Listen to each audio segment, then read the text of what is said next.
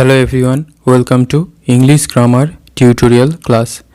SSC আজ আবার একটা নতুন নোটিফিকেশান বের করেছে। সেখানে মোটামুটি আমাদের একটা ধারণা দিয়েছে যে কিভাবে পরীক্ষাটা হতে চলেছে।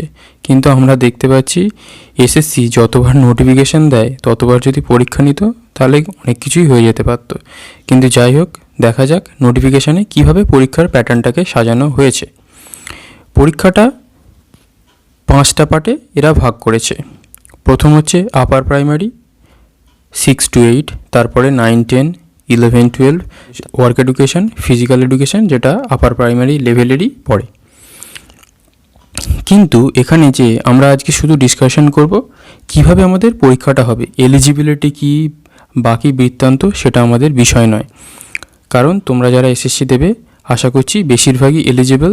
এবারে সম্পূর্ণ যখন অ্যাডভার্টাইজমেন্ট বা নোটিফিকেশানটা একটা আসবে সেখানে আমরা সিলেবাস এইসব সম্পর্কে জানতে পারবো, এজ ক্রাইটেরিয়া কী, কোয়ালিফিকেশান কী, এইসবও আমরা জানতে পারবো। কিন্তু আজকের যে নোটিফিকেশানটা সেটা মূলত আমরা কিভাবে প্রিপারেশানটা নেব সেটা নিয়েই আলোচ্য বিষয় হতে চলেছে। এখানে এসএসসি তার চিরাচরিত মতেই অনেক কিছুই কনফিউশন রেখে দিয়েছে। কী কনফিউশন আমি যখন তোমাদের একে একে বলবো সেটা বুঝতে পারবে। প্রথমত এখানে বলেছে টিচার্স এলিজিবিলিটি টেস্ট বা টেট, এটা হচ্ছে আপার প্রাইমারি ক্ষেত্রে হবে 6 to 8 ক্লাস। সেখানে 150 নম্বরের এমসিকিউ কোয়েশ্চেন থাকবে, মাল্টিপল চয়েস। এবারে কি দেখা যাচ্ছে, পিটি থাকবে কোথায়? 9, 10 আর 11, 12 ক্ষেত্রে। এই 9, 10 আর 11, 12 ক্ষেত্রে যে পিটি থাকবে সেখানেও 150 মার্কস। এবার আমরা জানি টেটে কি থাকে, চাইল্ড সাইকোলজি, ইংলিশ, বেঙ্গলি আর সোশ্যাল স্টাডিজ। যারা সায়েন্স ব্যাকগ্রাউন্ড তাদের সায়েন্স থেকে থাকে, আর যারা আর্টস ব্যাকগ্রাউন্ড তাদের ইতিহাস, ভূগোল এইসব থাকে। কিন্তু এই নোটিফিকেশানটা দেখে সবথেকে মজার বিষয় হলো আমাদের বোঝার উপায় নেই সিলেবাসটা কী হতে চলেছে। কিন্তু আমরা এটা ধরেই এগোবো আমাদের কনফিউশন ক্লিয়ার করার জন্যে যে টেটটা যেরকম টেট হয়, সিটেট ওই রকম সিলেবাস অনুযায়ী হবে। আর পিটিটা যেটা হতে চলেছে সেটা কি হবে, ম্যাথ, ইতিহাস, ভূগোল, পলিটিক্যাল সায়েন্স, জিওগ্রাফি, এইরকম বিভিন্ন জিকে নিয়ে যে পরীক্ষাটা হয় বিভিন্ন কম্পিটিটিভ এক্সামে, এখানে আশা করা যায় সেটাই হতে চলেছে 9, 10, 11, 12 ক্ষেত্রে। এবার ওয়ার্ক এডুকেশন আর ফিজিক্যাল এডুকেশানে কী হবে, এটাও একটা লাখ টাকার প্রশ্ন। এখানে এটা নিয়েও কোনো কনফিউশন ক্লিয়ার নেই। তবু আশা করা যাচ্ছে এখানে আবার আর একটা কনফিউশন দিয়ে দিয়েছে যে মেন এক্সামের ক্ষেত্রে দেখা যাচ্ছে কি আগে কি হতো, 6 to 8 টেট দিলেই হতো। কিন্তু এখন দেখা যাচ্ছে প্রত্যেকটার ক্ষেত্রেই মনে হচ্ছে মেন এক্সাম হবে। এখানে আমাদের কিন্তু সেই কনফিউশন ক্লিয়ার করা নেই। আবার মেন এক্সামটা কিন্তু রিটেন এক্সাম হবে। এখানে বলছে কি যে মেন এক্সাম হবে সেটা আপার প্রাইমারি ক্ষেত্রে 9 to 12 work education, physical education সবগুলোর ক্ষেত্রেই আশা করা যাচ্ছে এক। কেন এক? এখানেও কনফিউশন, কারণ এখানে যে কলামটা তোমরা দেখতে পাচ্ছ এখানে আমাদের দেখে মনেই হচ্ছে যে upper primary 9, 10, 11, 12 work education, physical education সবারই এক্সাম প্যাটার্নটা এক হতে চলেছে। তবুও আমাদের কনফিউশন, কি কনফিউশন যে এইরকম সব কিছু যে এক হয়েছে সেটা আমাদের কোনো ক্ল্যারিফিকেশান নেই। কেন ক্ল্যারিফিকেশান নেই? কারণ এখানে তোমরা দেখতে পাচ্ছ যে রিটেন এক্সাম লেখা আছে। এখানে আমাদের আপার প্রাইমারিরও রিটেন এক্সাম হতে পারে, সাবজেক্ট নলেজ হতে পারে, 9, 10 আর 11, 12 তো অবশ্যই হবেই। আর ওয়ার্ক এডুকেশন, ফিজিক্যাল এডুকেশানে এটারও মনে হচ্ছে হবে।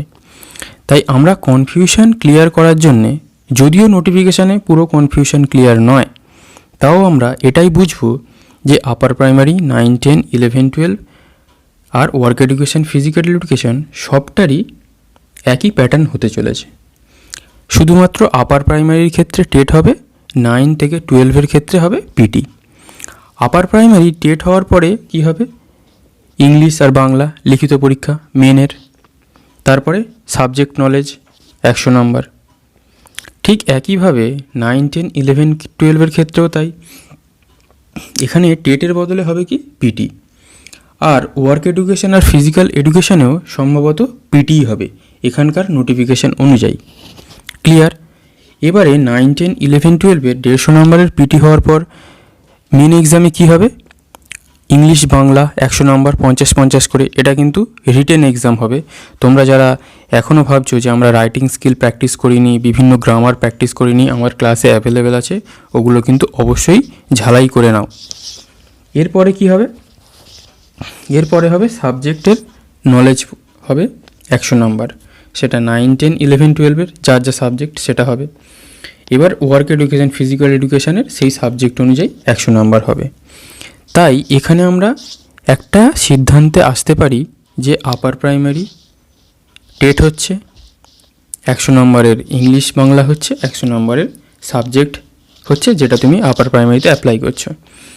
9, 10, 11, 12-এও পিটি হচ্ছে 150 নম্বরের, তারপরে হচ্ছে কি 100 মার্কসের ইংলিশ বাংলা রিটেন লিখিত ডেসক্রিপটিভ মনে রাখবে, তারপরে কি নিজের যার যা সাবজেক্ট সেই অনুযায়ী 100 নম্বর।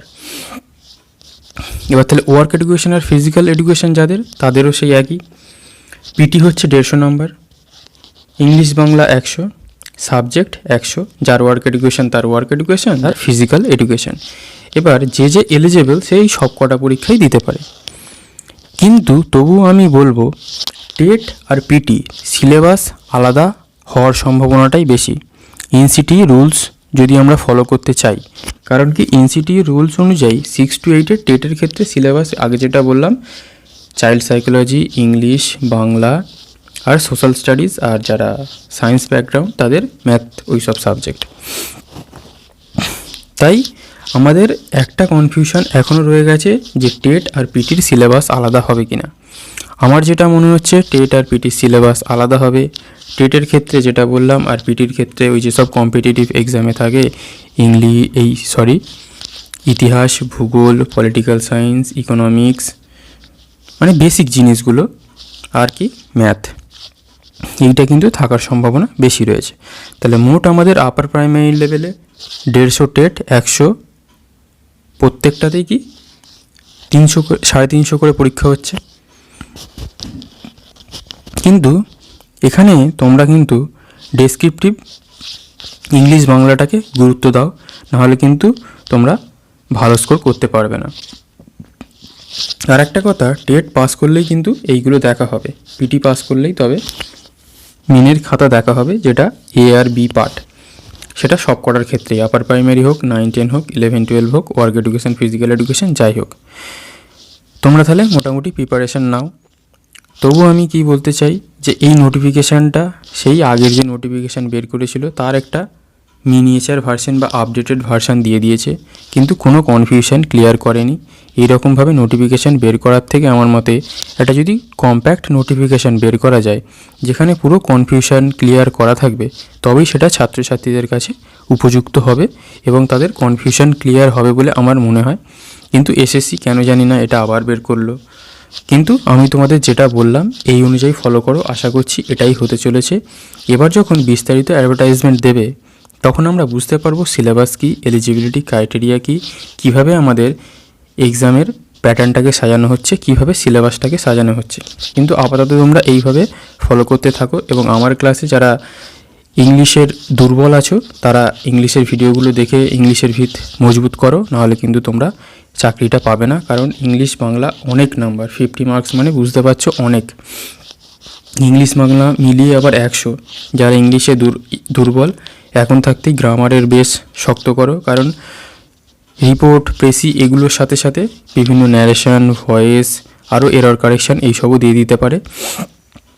তখন কিন্তু তোমরা সমস্যায় পড়ে যাবে, টাইম পাবে না।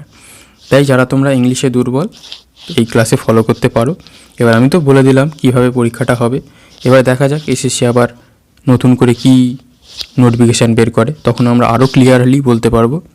তাহলে আজকের ক্লাস এই পর্যন্তই। Thank you.